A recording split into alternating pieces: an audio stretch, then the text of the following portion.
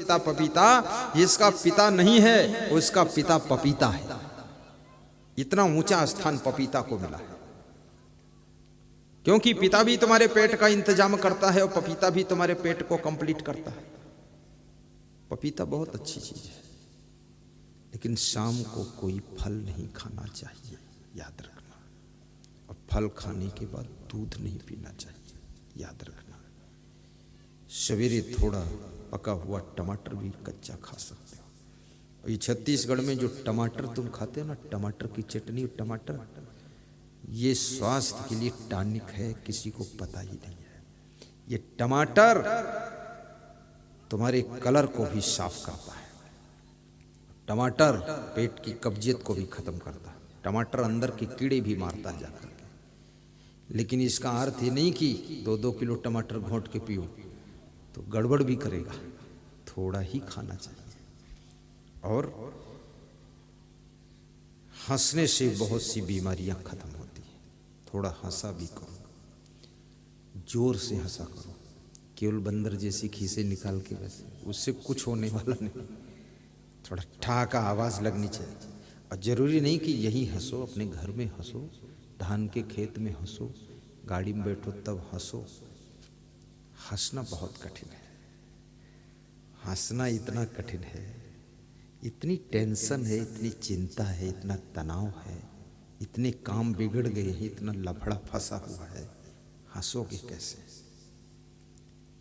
लेकिन हंसने का भी एक फार्मूला है। अगर हंस करके जीना चाहते हो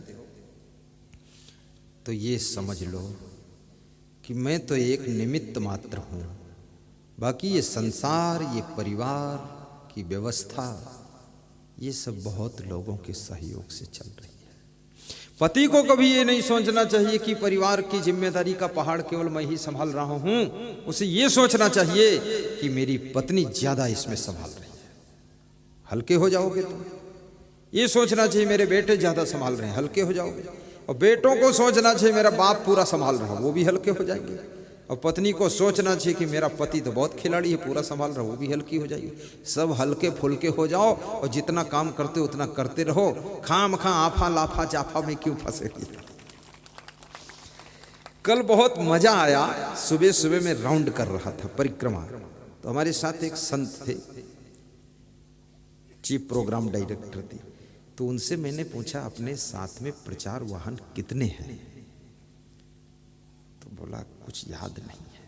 तो मैंने कहा मुझे भी याद नहीं है। तो मैंने कहा 3 थे? बोले हाँ 3 थे। लेकिन कंफ्यूजन देखो, अपनी गाड़ी संख्या नहीं याद, गाड़ी के नंबर तो अलग है। इतना मैं फ्री माइंड में रहता हूँ, इसलिए उदाहरण दे रहा हूँ। तो हमने कहा उसको फोन लगाओ जो गाड़ियों का संचालन करता है। उसको फोन लगाया। फिर हमने कहा नवीन जी अपने पास कितने प्रचार वाहन हैं? बोले गुरुदेव 5 हैं। तो हमने कहा 2 कोई चोरी ले जाए तो वो पता ही न चले। जब संख्या ही नहीं मालूम आपके पास गाड़ी कितनी है।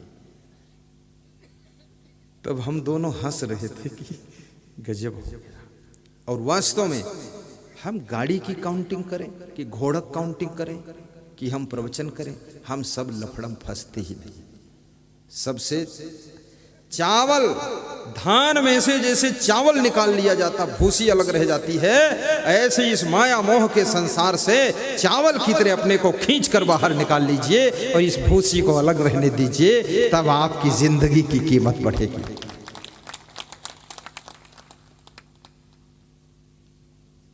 साहिब बंदगी बोलो।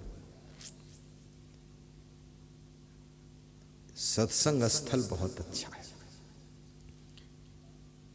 बाईपास रोड का प्लेटफार्म इतना सुंदर, और मैं इतना व्यासगादी बैठा हूं, सब धान के खेत दिख रहे हैं, पूरा गांव भी दिख रहे हैं, बहुत ऊंचाई पर हूं मैं। और आप लोग भी, इतनी सुंदर ऑक्सीजन मिल रही है। गांव में तो गंदी ऑक्सीजन रहती है।